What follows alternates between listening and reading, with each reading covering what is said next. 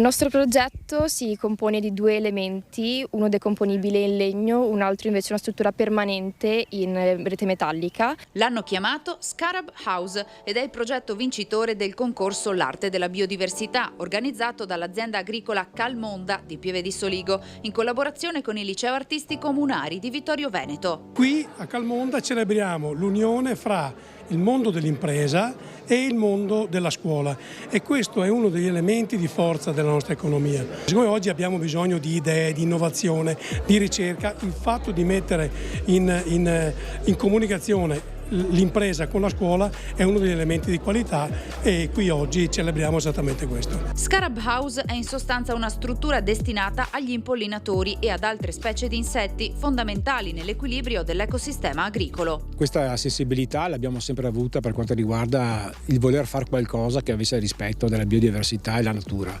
e quindi ci siamo avvicinati a questo modo di fare agricoltura,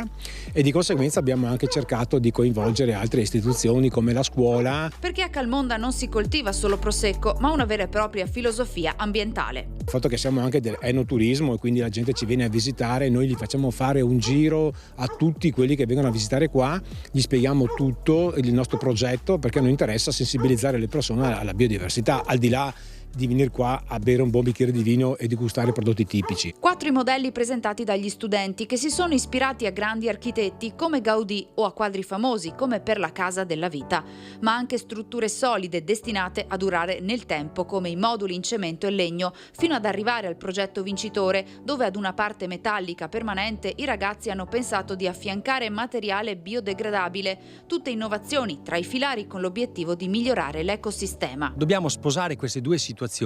ricerca e innovazione dall'altro, biodiversità dall'altra, per poter continuare a fare agricoltura in un ambiente difficile come quello del Veneto, inserito nella pianura padana, dove le condizioni pedoclimatiche e il cambiamento climatico stanno mettendo in difficoltà la nostra agricoltura. Guardare ad un futuro sostenibile in un territorio dove il prosecco, prodotto della terra, è motore economico, è secondo i viticoltori di Calmonda un percorso imprescindibile per tutti. È stata abbastanza complicata, immagino, però insomma si possono fare sempre delle piccole cose, partendo dalla frase di Gandhi che diceva che se vuoi che il mondo cambi, prima cambia te stesso. Il fatto anche stesso, noi che teniamo l'erba non la tagliamo mai sotto i 15 centimetri, perché sotto i 15 centimetri non c'è fiore per gli impollinatori, cioè se tutti lasciassero anche nei propri giardini 15 centimetri di erba, gli impollinatori troverebbero del cibo, perché purtroppo oggi il problema è questo.